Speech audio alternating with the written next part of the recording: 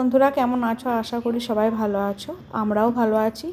চলো তোমাদের সাথে কিছু কাজ শেয়ার করি আজকে। আর এখন বাজে 11:30, আর এখানে মাম্মামকে আমি স্নান করিয়ে দিয়েছি।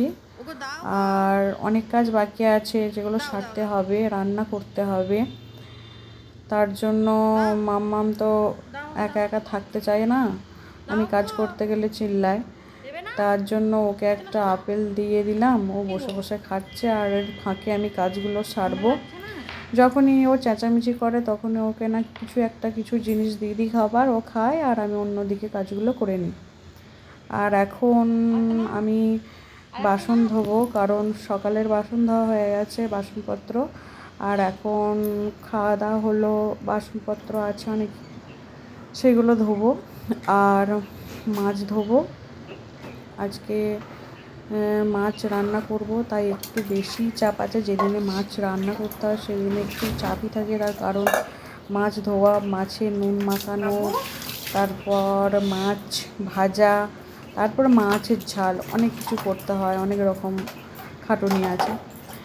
তো তার জন্য আজকে সকাল সকালই রান্না চাপিয়ে দিয়েছি। সকাল নেই, 11:30টায় রান্না চাপাই আর 1টার মধ্যে কমপ্লিট করি। তো প্রতিদিন অনেক কিছু করি না, ওই এক তরকারি দু তরকারি করি রান্না করি।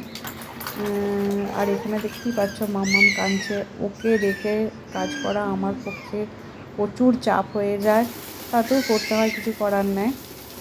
এখন বাসনপত্রগুলো ধুয়ে নিলাম আর এখন মাছ বাছছি। মাছগুলো ফ্রিজে রাখা ছিল, সেগুলো ছাড়িয়ে নিচ্ছি। আর দুজনের রান্না খুব বেশি লাগে না কিছু, তাহলেও একজনের রান্নাতেও যা লাগে আর তিনজনের রান্নাতেও একই ব্যাপার লাগে, একই টাইম লাগে। আর নিয়ে নিলাম এখানে মাছ, 4 পিস নিয়েছি দুজনের জন্য, আর মাম্মামের জন্য একটু রাখবো। মাম্মামকে ভাত খাওয়ানোর সময় একটু মাছ বেছে খাওয়ায়, ও এখন মাছ খেতে পারে আর ও খেতেও ভালোবাসে। আর এটা মাছ আলুর ঝাল করব। তো চলো তোমাদেরকে দেখায় মাছ আর আলুর ঝাল। তো চাইলে আমার মতন করে মাছ আলুর ঝালও বানাতেও পারো তোমরা, খুব সহজে। মানে এক পাকে তৈরি করি আমি সব রান্নায়, কারণ আমার অত টাইম নেই যে ভিন্ন ভিন্নভাবে আলাদা আলাদা করে তৈরি করব, সেরকম টাইম নেই। তো প্রথমে মাছগুলোকে নুন মাখিয়ে নিয়েছিলাম আর হলুদ মাখিয়ে নিয়েছিলাম, তারপর তেল দিয়ে ভেজে নিলাম। আর এখন আলু ভাজতে দিয়েছি, আর আলুর সাথে দিয়ে দিলাম ক্যাপসিকাম, লঙ্কা।